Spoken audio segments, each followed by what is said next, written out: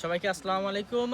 আজকে মহান স্বাধীনতা দিবস, বিজয় দিবস 16 ডিসেম্বর উপলক্ষে আমি স্বপ্নরাজ পায়ে হেঁটে 64 জেলা ভ্রমণের উদ্দেশ্যে যাত্রা শুরু করেছি। বাড়ি থেকে হাঁটতে হাঁটতে ইতিমধ্যে আমাদের দিগেন্দ্র বর্মন সরকারি কলেজে প্রাঙ্গণে আছি।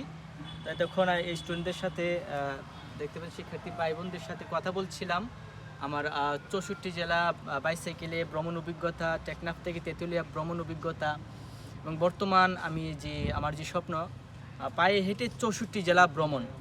এবং এই যাত্রাপথে আমি মাদককে না বলুন স্লোগানে মূলত আমি বের হয়েছি। আমি চাই আমাদের সুস্থ সুন্দর জীবনযাপনের জন্য আসলে মাদক আমাদের অন্তরায়, মানে মাদক মুক্ত বাংলাদেশ চাই। এই আর কি আমার স্লোগান। তো স্যার যদি একটু অনুভূতি বলেন। ধন্যবাদ। স্বপ্নরাজের যে উদ্যোগ, চমৎকার একটা উদ্যোগ। সে আজকের এই মহান বিজয় দিবসে উদ্যোগ নিয়েছে দেশব্যাপী। সে পায়ে হেঁটে ভ্রমণ করবে এবং মাদকের বিরুদ্ধে প্রচার অভিযান চালাবে এবং সাথে সাথে তরুণ প্রজন্মকে বই পড়ায় উৎসাহিত করবে। তো আমি তাদের উদ্যোগকে স্বাগত জানাই এবং এই স্বপ্নরাজকে দেখে আমাদের তরুণ প্রজন্ম উৎসাহিত হবে, তারাও ভ্রমণে বের হবে এবং বই পড়ায় উৎসাহিত হবে। এবং মহান বিজয় দিবসে আজকে আমি যারা দেশের জন্য জীবন দিয়েছেন তাদের আত্মার মাগফিরাত কামনা করছি। সবাইকে ধন্যবাদ। আর বলবো যে লাস্ট আমি পায়ে হেঁটের যে অভিজ্ঞতা, আমি টেকনাফ থেকে তেঁতুলিয়ায় তো 35 দিনে তো ভ্রমণ করলাম। তার আগে কিন্তু আমি 71 দিনে 26টা জেলা ভ্রমণ করেছি। তার আগে আমি 45 দিনে 19টা জেলা ভ্রমণ করেছিলাম। তার আগে আমি একটানা 9 দিন হেঁটে ব্যাক করেছিলাম। তো ওই সকল ছিল আমার 64 জেলা পায়ে হেঁটে হাঁটার ভ্রমণের উদ্দেশ্যে বের হয়েছিলাম, কিন্তু আমি পরপর 3-4 বার ব্যর্থ হয়েছি।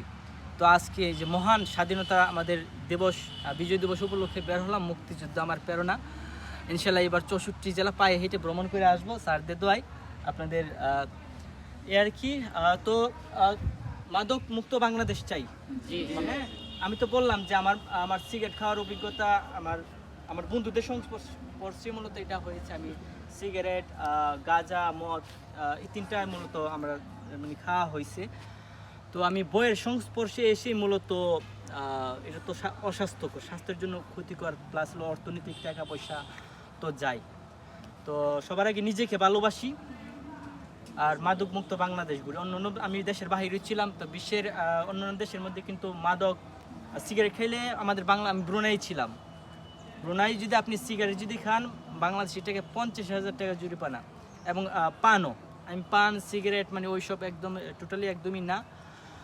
তো টোটালি স্পোর্টস লাইফ আর কি। সবার আগে নিজেকে ভালোবাসি এবং বই পড়তে হবে, অনেক বই পড়তে হবে। তো 64 জেলা ভ্রমণ শেষে এসে স্যারদের সাথে গল্প হবে, আপনাদের সাথে আবার গল্প হবে, আবার দেখা হচ্ছে। ধন্যবাদ স্যারকে, ধন্যবাদ সকলকে।